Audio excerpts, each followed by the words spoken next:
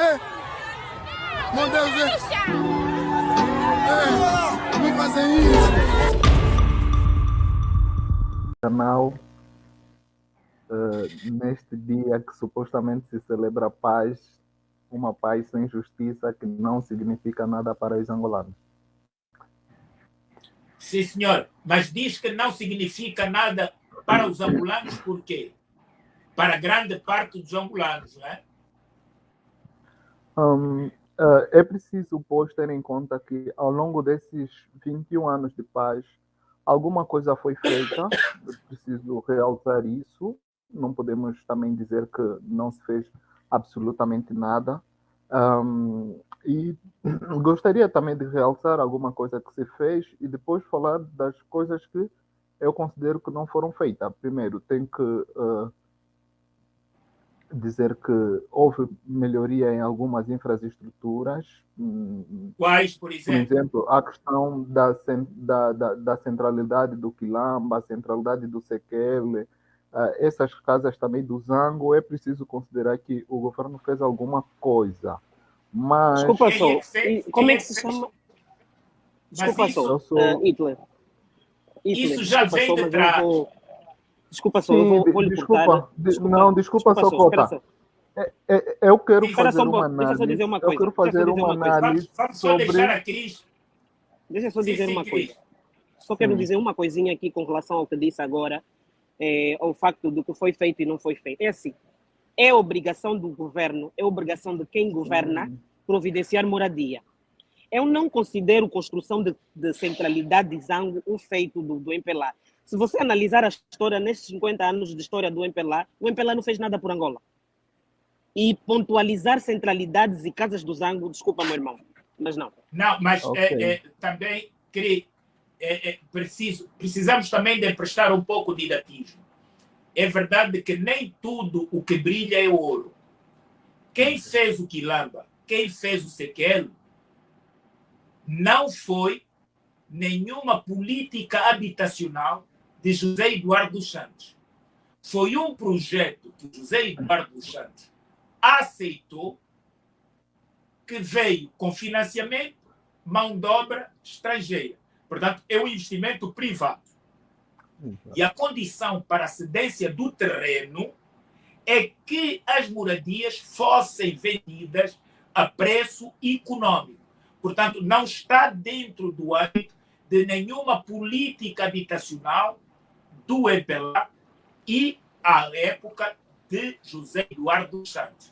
Portanto, então só reforça o que eu disse, está a ver? Não faz sentido. Por isso é que temos esses grandes problemas de infraestruturas e se funda uma lâmpada, quase tem que vir um chinês, porque até o sistema elétrico adotado é um sistema chinês, incompatível com o sistema que existe no país. Portanto, era só para esclarificar, porque nem sequer, nem Quilamba, nem as outras centralidades são projetos públicos. O Estado depois adotou-os, mas são projetos privados do PAN-SAM, do chinês, que neste momento estão na China. Ok, a minha intervenção, na verdade, tem como propósito de fazer uma contextualização sobre os 21 anos, aquilo que eu fui constatando e aquilo que eu fui constatando de bem e aquilo que eu fui constatando de mal.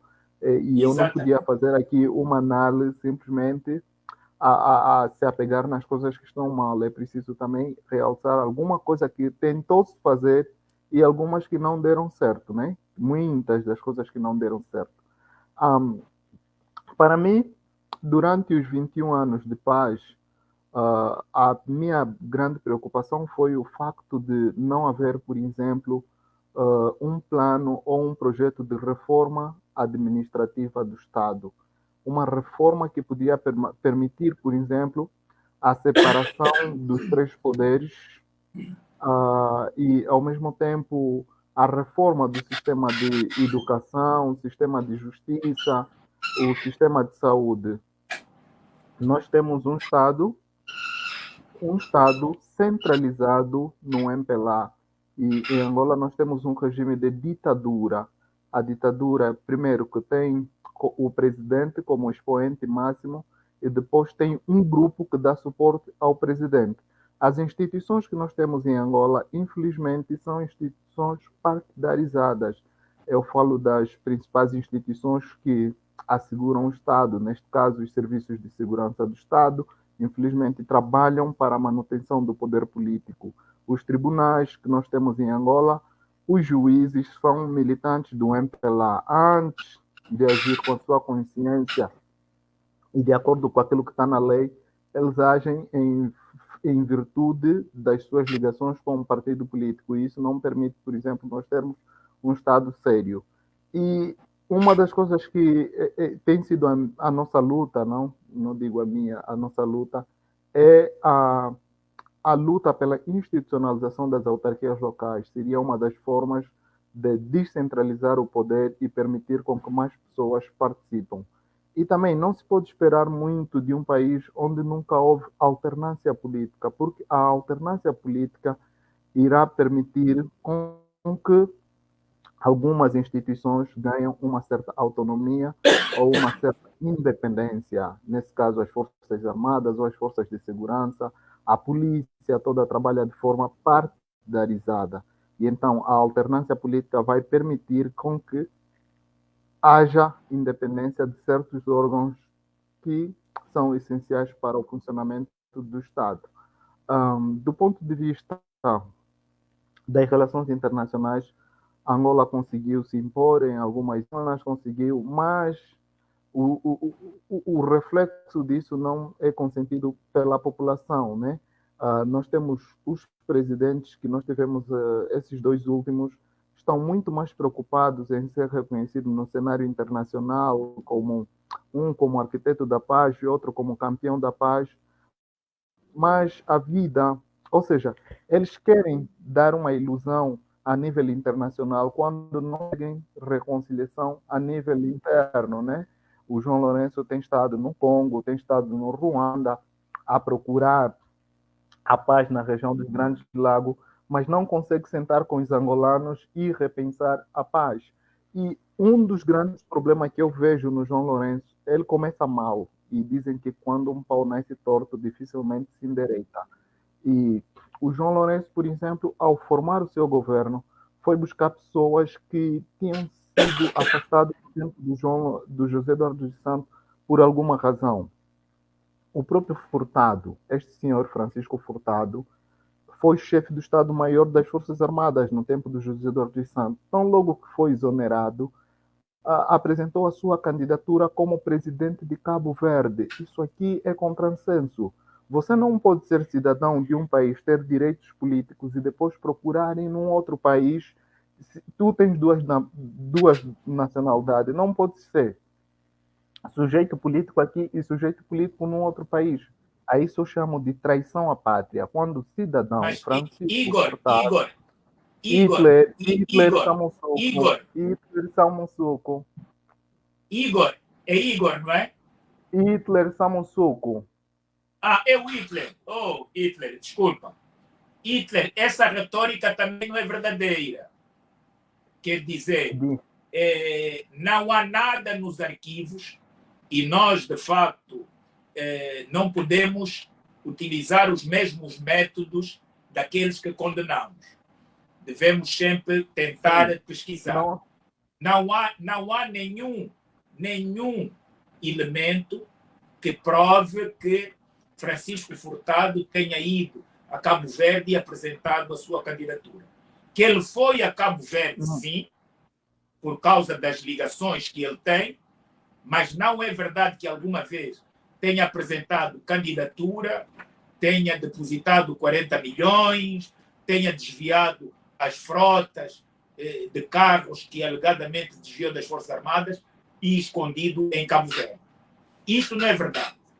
Agora, critiquemos naquilo que é de facto factualidade, e estou-lhe a dizer isso porque eu fui a Cabo Verde quando começou todas essas denúncias, conheço bem Cabo Verde e, de facto, falei com toda a gente, desde o Ministro da Justiça, Procurador-Geral da República, Primeiro-Ministro, à época, E, portanto, não havia nenhum elemento que Furtado tivesse, de facto, participado.